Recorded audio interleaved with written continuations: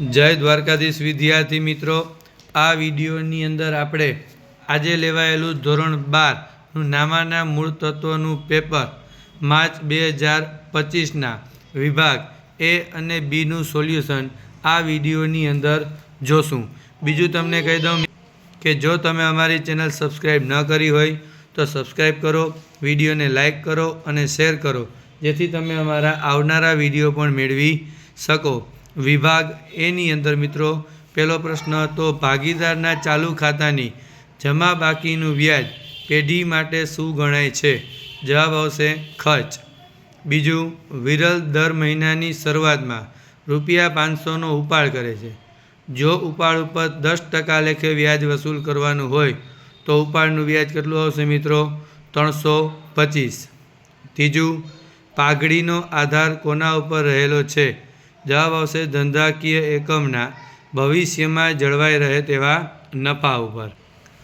ચોથો પ્રશ્ન, અધિક નફો એટલે સરેરાશ નફો માઇનસ અપેક્ષિત નફો. પુનઃમૂલ્યાંકન ખાતું ખાલી જગ્યા પ્રકારનું ખાતું છે. જવાબ આવશે ઉપજ ખર્ચ. છઠ્ઠું, ભાગીદારી પેઢીનું પુનર્ગઠન થાય ત્યારે ખાલી જગ્યા બનાવવામાં આવે છે. જવાબ આવશે પુનઃમૂલ્યાંકન ખાતું. સાતમું, સ્વમૂલ્યાંકન દ્વારા આંકવામાં આવેલી પાઘડી કયા હિસાબી ધોરણ મુજબ ચોપડે દર્શાવી શકાય નહીં? જવાબ આવશે 26. આઠમું, જ્યારે ફક્ત નફા નુકસાનનું જૂનું પ્રમાણ જ આપેલ હોય ત્યારે જૂના ભાગીદારનું ત્યાગનું પ્રમાણ બરાબર ખાલી જગ્યા. જવાબ આવશે જૂનું પ્રમાણ. નવમું, XYZ 5:3:2ના પ્રમાણમાં નફો નુકસાન વહેંચતા ભાગીદારો છે. Z નિવૃત્ત થાય છે તો નવું નફા નુકસાનનું પ્રમાણ શું આવશે? 5:3. 10મું, ભાગીદારી પેઢીના વિસર્જન સમયે મિલકતની ઉપજણીમાંથી છેલ્લે કઈ ચૂકવણી કરવામાં આવે છે? જવાબ આવશે ભાગીદારની મૂડી. 11મો, પેઢીના વિસર્જન સમયે પાકા સરવૈયામાં દેવાદારો 49,000 અને ગાલઘાત અનામત 5,000 હોય તો માલ મિલકત નિકાલ ખાતે જમા બાજુએ કઈ રકમ લખશો? તો જવાબ આવશે મિત્રો 5,000. 12મો, સેબીના નિયમ મુજબ શેર અરજી વખતે મંગાવેલ શેર દીઠ રકમ તે શેરની ઇસ્યુ કિંમત કરતાં ખાલી જગ્યા ટકાથી ઓછી હોવી જોઈએ નહીં. જવાબ આવશે 25. 13મો, નીચેનામાંથી કઈ મૂડી કંપનીના પાકા સરવૈયામાં શેર મૂડીના શીર્ષક હેઠળ દર્શાવવામાં આવતી નથી? જવાબ આવશે અનામત મૂડી.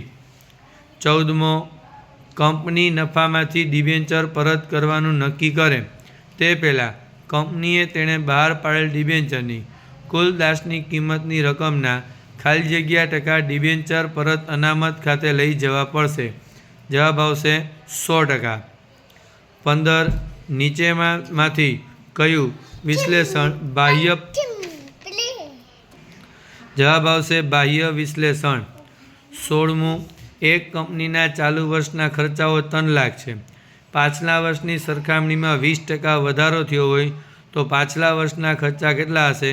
2,50,000. 17, નીચેનામાંથી કોનો સમાવેશ કામગીરી ખર્ચામાં થતો નથી? જવાબ આવશે ઉપરના બધા.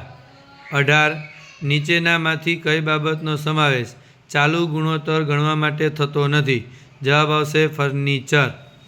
19, રોકાણ ઉપર મળેલ ડિવિડન્ડ કે વ્યાજની રકમ ખાલી જગ્યા. જવાબ આવશે રોકાણની પ્રવૃત્તિમાં રોકડ પ્રવાહમાં ઉમેરાય છે. 20મો, ગયા વર્ષની સરખામણીમાં ચાલુ વર્ષે પાઘડીની રકમ વધે તો પાઘડીની ખરીદી કહેવાય.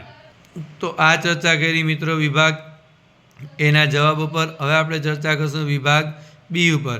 ફરી પાછું તમને કહેતા મિત્રો કે જો તમે હજુ અમારી ચેનલ સબસ્ક્રાઈબ ન કરી હોય તો સબસ્ક્રાઈબ કરો, વિડીયોને લાઈક કરો અને શેર કરો, જેથી તમે અમારા રોજબરોજના વિડીયો મેળવી શકો. વિભાગ બીમાં 21મો પ્રશ્ન હતો, પાઘડી પાકા સરવૈયામાં કયા મથાળા હેઠળ દર્શાવવામાં આવે છે? તો મિલકત લેણા બાજુ બિનચાલુ મિલકત. પુનઃમૂલ્યાંકન ખાતાને બીજા કયા નામથી ઓળખવામાં આવે છે? જવાબ આવશે નફા નુકસાન હવાલા ખાતું. 23, નિવૃત્તિ કે મૃત્યુ વખતે તે ભાગીદારને તેના ભાગની પાઘડી